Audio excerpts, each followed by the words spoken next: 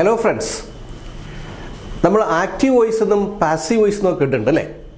അപ്പോൾ സത്യത്തിൽ എന്തിനാണ് ഈ ആക്റ്റീവ് വോയിസ് അല്ലെങ്കിൽ പാസീവ് വോയിസ് എന്ന് ഒരു പക്ഷേ ചിന്തിക്കാത്തവരായിട്ട്, അതായത് ഇംഗ്ലീഷിലോട് ക്രേസുള്ള, ഇംഗ്ലീഷ് സംസാരിക്കണം എന്ന് ആത്മാർത്ഥമായിട്ട് ആഗ്രഹിക്കുന്ന ആളുകളെ സംബന്ധിച്ച് ഇതൊരു ചെറിയ കൺഫ്യൂഷനായിട്ട്, ഒരു ചെറിയ ചോദ്യചിഹ്നമായിട്ട് വന്നേക്കാം.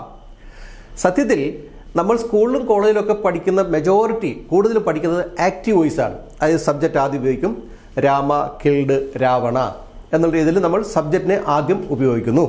Okay, I call him every day, ഞാൻ അവനെ എല്ലാ ദിവസവും വിളിക്കാറുണ്ട്. അതൊക്കെ പറഞ്ഞ ഇങ്ങനെയുള്ള ആക്റ്റീവ് വോയിസാണ്, അതായത് സബ്ജക്റ്റ് ആക്റ്റീവായിട്ട് വരുന്ന ആ വോയിസാണ് നമ്മൾ സാധാരണ ഉപയോഗിക്കുന്നത്. എന്നാൽ നോക്കൂ, സംസാര ഭാഷയിൽ, എഴുത്ത് ഭാഷയിൽ നമുക്ക് ആക്റ്റീവ് വോയിസാണ് നല്ലത്. സബ്ജക്റ്റ് ആദ്യം വരുന്നു, പിന്നീട് സബ്ജക്റ്റ്, വേർബ്, ഒബ്ജക്റ്റ്, ആ തരത്തിലാണ് വരുന്നതെങ്കിൽ ഇവിടെ നമുക്ക് പാസീവ് വോയിസിൽ ഒബ്ജക്റ്റാണ് ആദ്യം വരുന്നത്.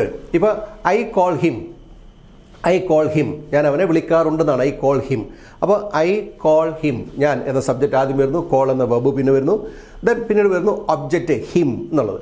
ദെൻ പാസീവ് വോയിസ് വരുന്ന അവസരത്തിൽ നോക്കൂ, അതേ അർത്ഥം പാസീവ് വോയിസിലേക്ക്, ഒരു ആക്റ്റീവ് വോയിസിനെ പാസീവ് വോയിസിലേക്ക് മാറ്റുന്ന അവസരത്തിൽ നമുക്ക് മീനിങ്ങിന് ഒരു ചേഞ്ചും വരുന്നില്ല, സെയിം മീനിങ് ആയിരിക്കും. അപ്പോൾ ഐ കോൾ ഹിം എന്നുള്ളത് നമുക്ക് പാസീവ് വോയിസ് ആക്കുമ്പോൾ ചെറിയ പ്രശ്നം എന്താ വെച്ചാൽ, ആ ഹിം എന്നുള്ള തേർഡ് പേഴ്സൺ നമ്മൾ ഹി എന്ന സെക്കൻഡ് പേഴ്സണിലേക്ക് മാറ്റുന്നു. അതായത് he is called by me, he is called by me. അതേപോലെ നോക്കൂ, I read English newspaper every day, I read English newspaper every day. അവിടെ ഞാൻ പറഞ്ഞു, ഞാൻ സബ്ജക്റ്റ് ഐ റീഡ്, ഞാൻ വേർബ്, ഓക്കെ, ഐ റീഡ്, ഞാൻ വായിക്കാറുണ്ട്. I read English newspaper every day, ഞാൻ എല്ലാ ദിവസവും ഇംഗ്ലീഷ് ന്യൂസ് പേപ്പർ വായിക്കാറുണ്ട്. എന്നാൽ നോക്കൂ, ഇത് പാസീവ് വോയിസിലേക്ക് വരുന്ന അവസരത്തിൽ ഞാൻ എന്താണ് വായിക്കുന്നത്? ഇംഗ്ലീഷ് പേപ്പറാണ് അല്ലേ? അപ്പോൾ ഇംഗ്ലീഷ് പേപ്പർ ഞാൻ എല്ലാ ദിവസവും വായിക്കാറുണ്ട്. English newspaper is read by me every day.